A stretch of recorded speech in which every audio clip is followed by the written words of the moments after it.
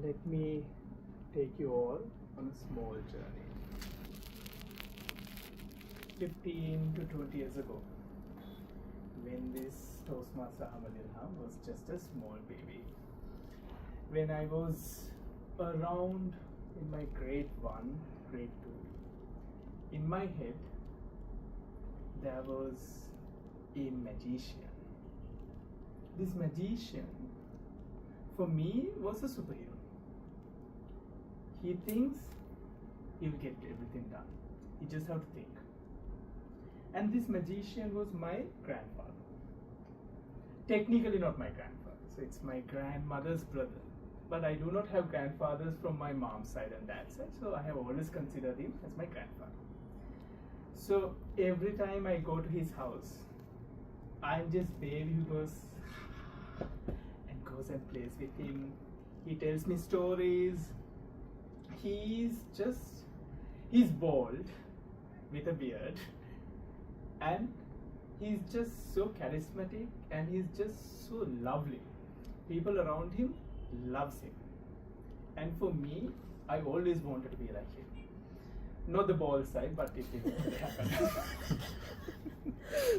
And one fine day, he passed away in a helicopter crash. That was 2000, and I was grade 1. I lost my magician in my life, but he kept on living with me throughout my life, and I found a new magician. This magician is a tricky magician, a bit borderline manipulative, super cool. He will convince you to do anything you want, the way he wants. And also, he'll make sure you feel that you have that freedom no matter what. In my life, I call him the father. My father. He is someone I have always looked up upon until now. The reason I got late today is him.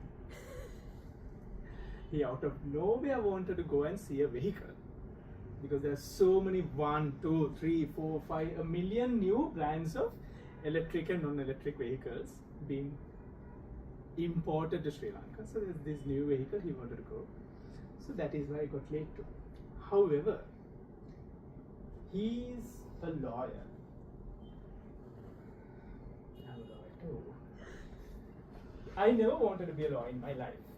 Every time this concept whether I could be a lawyer come to my mind, I was like, no way. Simple.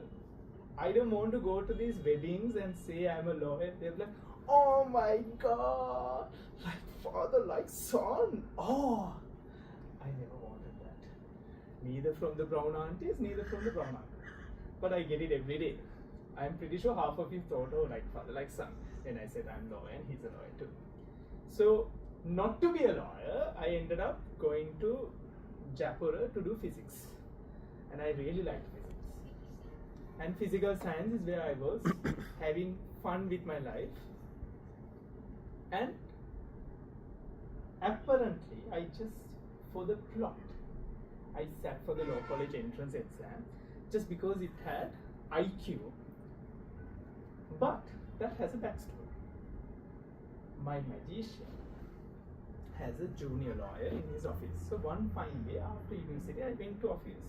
And at office, he gives me a leaflet, the junior gives me a leaflet which says law college entrance exams. And the exam will be IQ, language and general knowledge. He's like, you're good with your IQ, you did physics, why don't you try? That is the plot. The point is, it was not me. I think my dad is still at denial. I think it was my dad who gave it to him to give it to me. And he took over the plot, and I sat for the exam. Fortunately or unfortunately, I got through. Here I am as a lawyer. Why do I call him the magician? Is because every time I have an issue in my life, be it someone who broke my heart, or be it someone's heart whom I broke, I just go to him. He will give me the simplest example and a simplest idea as a solution. And that has always mesmerized in my life, has always mesmerized me in my life.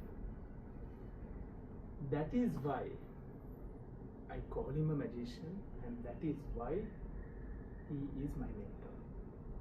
That is why even another 5 or 10 or 20 years, I still remember him as my mentor, because he is a person with simple ideas who gives simple solutions. Now, at the age of 31, I have come to a point in my life where I have to become a father for my father.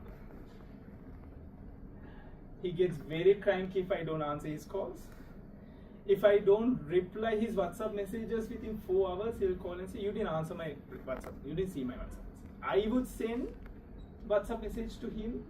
I would send him links, videos to watch. He wouldn't watch it. But one vehicle video he sends, and if I don't watch it, that's it. And he can scold me anytime, anywhere. If I raise my voice for a second, he gets really upset. And sometimes he himself, after he's in one way is a brown dad who doesn't know to express his feelings.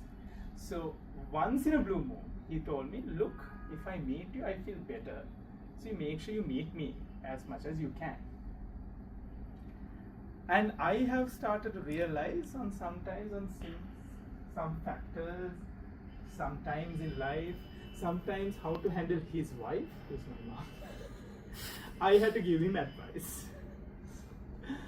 So in my life, I have realized sometimes even the mentee can become a mentor. Even the father-son relationship, you don't have to be reborn again for that circle to happen. It could happen in this life itself.